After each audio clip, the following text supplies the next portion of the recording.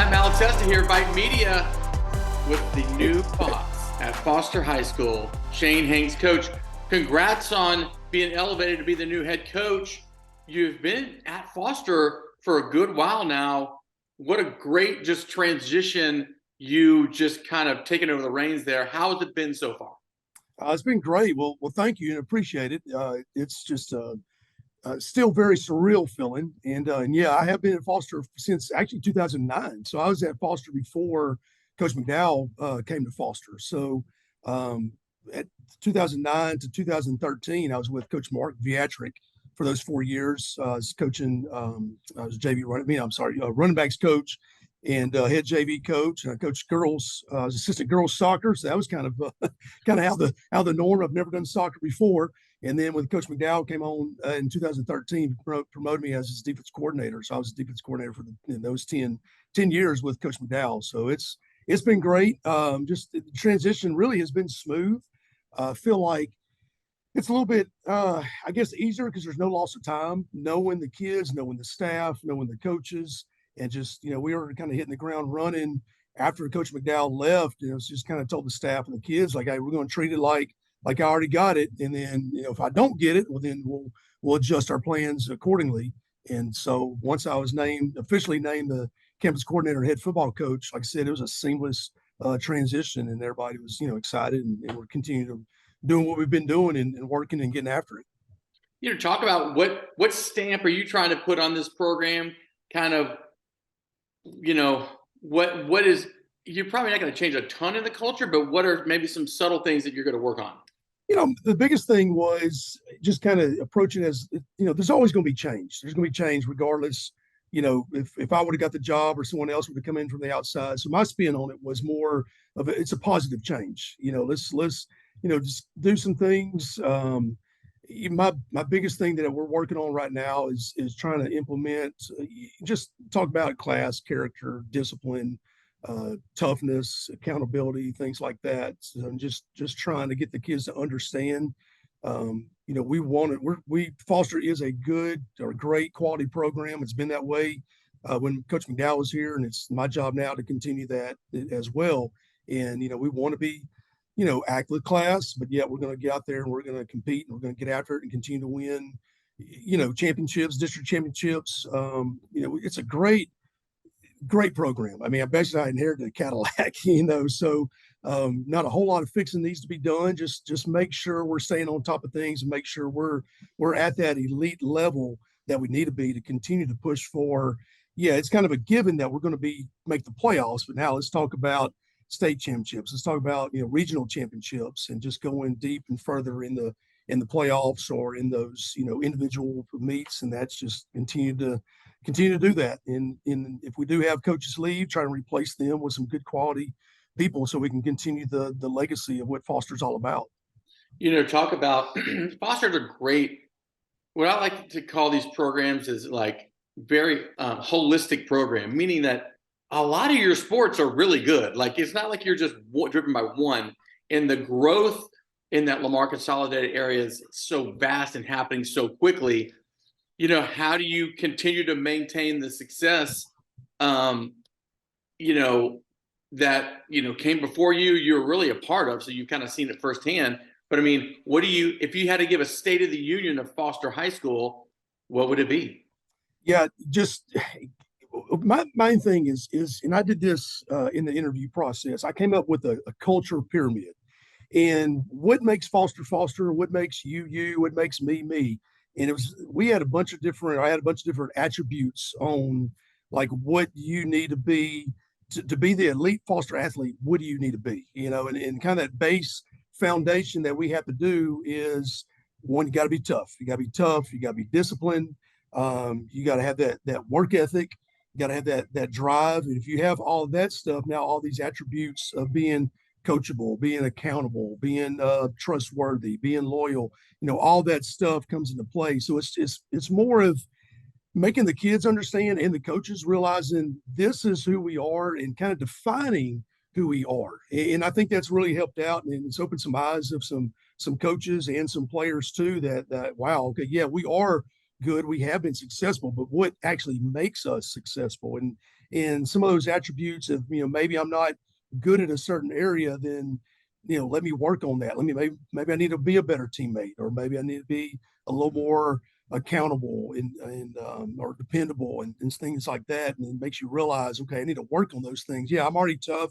I already got self-discipline. I already had that work ethic, but what do I need to do to continue my way of transitioning to be that elite athlete? And I think if we do that, then yes, we're an elite athlete, but yet now you're bringing your teammates up and bringing the teams up, and now we're constantly staying at that elite level, because it's tough. I can assure you, being these last two football seasons not making the playoffs, that's tough, and that's nobody's fault. You can't pin it on Coach McDowell. You can pin it on all the coaches, player, whatever you're saying. But sometimes I think we've had great athletes here, great athletes on the football side of it. And not saying we took it for granted of the athletes that we had, but it's like you expect to be there. And then all of a sudden, when you're not there, it's like, wait a minute, what just happened? Mm-hmm. And it's just, you kind of have to take a step back. And we were coached hard these past two seasons, and you just didn't make the playoffs. And it's like, yeah, we're in a tough district, and then you just got to kind of reset yourself. And then you realize,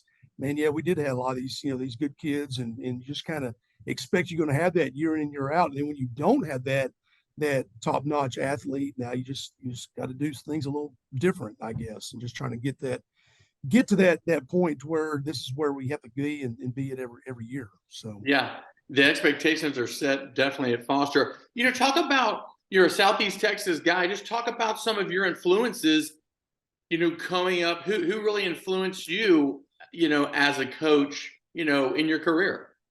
yeah, I think so I went to Bridge City, so home of Steve Wooster. I'm sure everybody, when you talk Bridge City football, you hear Steve Wooster back in the day, back in the '60s, of when Bridge City won state championship one year, and then he went to UT and then played for the NFL. So you always hear that. But I played with some guys like Shane Dronette that was in the NFL, and Jason Matthews and Matt Bryant. But my high school coaches, Coach Fred Bolton, I know he was originally from, I think, the Hitchcock area, and he coached at Brazosport for a while, but he was my head football coach for most of my career. And then we got a new coach my senior year, Coach Terry Townsend. But I was wanting to get into coaching, I guess, ever since I was a sophomore in high school. So I remember Coach Bolton brought us all in to talk about what our goals are and what we want to do in our career. And I told him I want to coach. And the first thing he said was, "You do realize we don't make a whole lot of money now, So now that part of it's gotten better since then. But yeah, I've always wanted to kind of get into it, just that competitive nature, and and then being from the close to the Golden Triangle, home of Jimmy Johnson. I'm a huge Cowboys fan.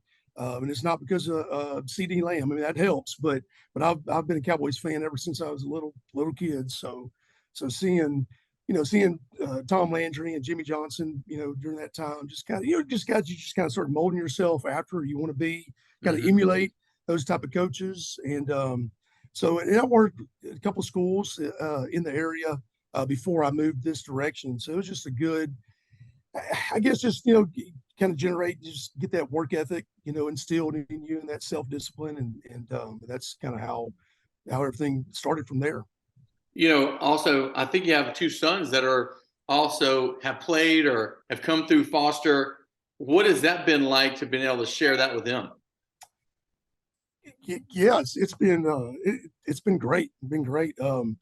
My youngest son is going to be a senior, so that's kind of, my oldest son unfortunately has disability, so he wasn't able to play, but he is the biggest Foster Falcon there is. He's the biggest fan there is. So and then my youngest son, like I said, he's going to be a senior, so it's just it's a crazy experience, because he's been on the sidelines as a Foster Falcon, and gosh, since he was 4 or 5 years old, I guess. We moved over here when he was 3, so he's been a ball boy for a long time. So it's different seeing him in a uniform now versus carrying that football and throwing it to the referee. So it's neat, and it's really, and I'm sure if you're a father and everything, time, when the people say time flies, time freaking flies. You're right You about know, that. so he, like I said, being a senior or going to be a senior, so it's neat. It's a very neat experience. It really is. So And then finally, just talk about, what's the expectations going into the season? What's some of the strengths that you see? I know it's kind of early, but what are some of the strengths that you're going to hang your hat on this upcoming season? yeah, I think right now the kids are working extremely hard, so that hard work, and that's something that Foster's always had. That's one thing about I guess the culture of the community is there's some hard nosed, hard working kids. There really Mhm. is, and it's I noticed that when I first came to Foster in 2009, that these kids just their willingness not to quit. I guess they get behind in ball games and there's no panic. There's no I'm like, oh great, now we're about to, lose this one. Or there's nothing. There's no panic. We're always feel like we're always into a game, and even if we're behind, there's always that, yeah, we're going to come back in this game and we're going to win. But yeah, just that hard work. They've been working hard. I just feel like that's going to be our strength. Just that, I guess that positive atmosphere that I try to bring every day. Just generate that basically, hey, we're going to win because we're Foster, and we're going to win because we're going to outwork people, and just make them believe, make them believe. We're bigger than what they think they are, and if you get that belief and that positivity, you can go a long ways. I think the biggest thing though that we're going to have to overcome is experience. So we did graduate a lot of seniors, several guys that went on to the next level. So we have a lot of holes to fill. I do feel like defensively will be our strong suit again this year. Our front, we got a lot of guys returning from on our front.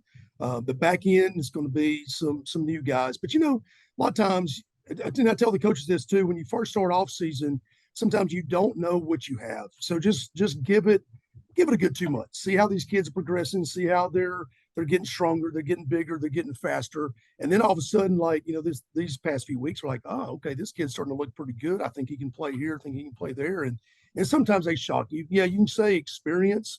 We'll have a lot of new guys to varsity. But you just never know. I've been in teams like that you don't know what you're going to have. The next thing you know, you're rolling out an 8-2 season, and you didn't realize it. You didn't realize it at the time. So that's going to be the biggest thing to overcome is that experience part, and try to generate those or simulate some things in practice that you could see in the game, and just try to hopefully get them prepared for that. And then we come across that in the game, they'll be prepared for it. So All right, watch out for these guys coming up next season. I know Coach is excited about it. This is Matt with VYPE. We're with Shane Hanks, the new head coach at Foster High School. Coach, good luck this season. We'll come check y'all out in the spring for sure, and just nose around, see what kind of guys you got over there. yeah, appreciate it. Y'all come anytime. I appreciate it, and thank you for the opportunity to speak with you. All right, thanks, Coach.